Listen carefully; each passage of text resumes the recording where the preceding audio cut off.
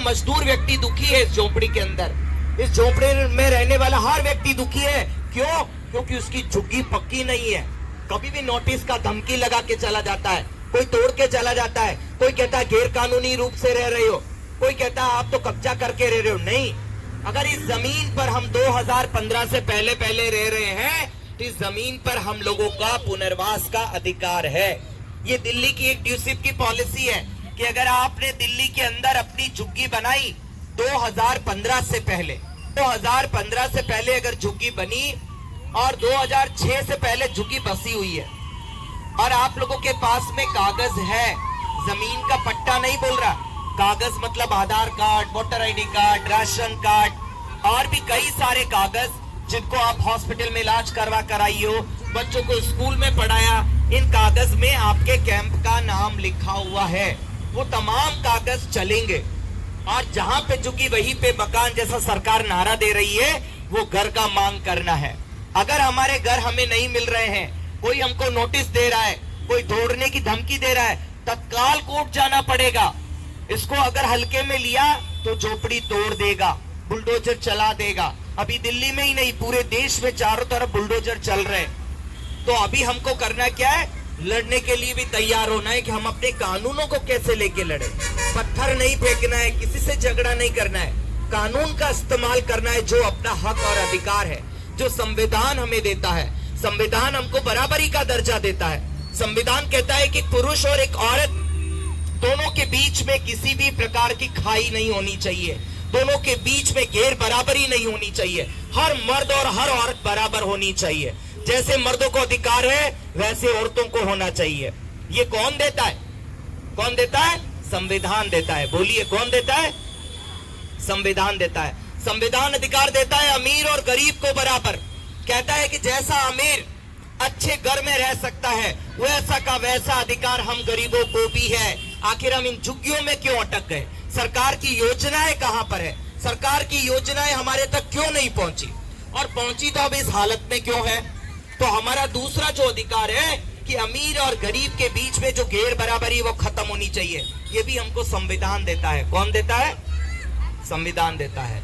तीसरा अधिकार हमारा है वो जाति पातियों के बंधन का है कि हर जात दूसरे जात के साथ बराबरी है, कोई जात छोटा बड़ा नहीं होता है। ये अधिकार भी हमको संविधान देता है। तो संविधान भी सबसे सर्वोपरि है, सबसे उत्तम है, सबसे ऊपर है। संविधान से बड़ा इस देश में कोई नहीं है, इसलिए डरने का नहीं है। जहां जहां पर आपके मानव के अधिकारों का उल्लंघन होता है, जाति, रूप, रंग, भाषा, प्रांत, खान पान, रहन सहन, बोल चाल, किसी के भी नाम पर अगर किसी ने किसी के साथ गैर बराबरी की, भेदभाव किया, तो उसके साथ हमको कानून का इस्तेमाल करके लड़ाई करना है। ये कानून कहता है, संविधान कहता है। आपको पता है माता जी, अम्मा जी, अभी बेटियों को पहले तो शादी करके ले जाते हैं, बेटी दे दो, बेटी दे दो, और ले जाने के बाद कभी कहते हैं कि तेरे बाप ने तुझे क्या दिया, बाप के यहाँ से क्या लाई, ये तो सिर पे पल्लू ढंग से नहीं रखती है, खूटी टांग दी जाएगी।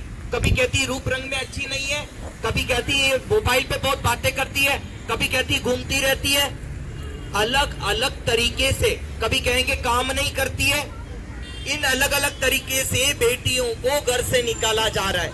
जिन बेटियों को घर से निकाला जा रहा है, कानून में लिखा हुआ है, सीआरपीसी 125 के अंतर्गत हर महिला को भरण पोषण का अधिकार है। हर महिला अपने ससुराल वालों से, पति से, देवर से, जेठ से, सास से, ससुर से हर महीना भरण पोषण का भत्ता खर्चा ले सकती है 125 सीआरपीसी की मदद से।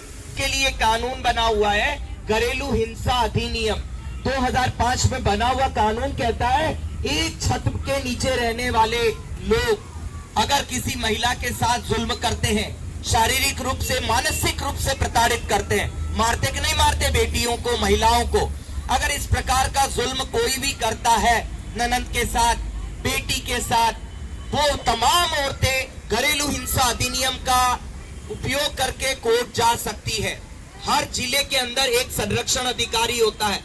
वो जो संरक्षण अधिकारी होता है उसको अंग्रेजी में बोलते हैं प्रोटेक्शन ऑफिसर। वो प्रोटेक्शन ऑफिसर आपके मामले को कोर्ट लेके जाएगा, आपकी बात को कोर्ट तक रखेगा। 60 दिन के भीतर भीतर आपके इस मामले का निस्तारण होना चाहिए, आपके खर्चे बंधने चाहिए, आपके साथ मानसिक शारीरिक हिंसा रुकनी चाहिए। कोई कि बाबा साहब भीमराव अंबेडकर का संविधान आज जिंदा है कि नहीं है? कोई नहीं कर सकता। और महिलाओं को इकट्ठा होके, एकजुट होके, अगर किसी महिला के साथ अत्याचार हो रहा है तो सबको उसके साथ खड़ा होना है।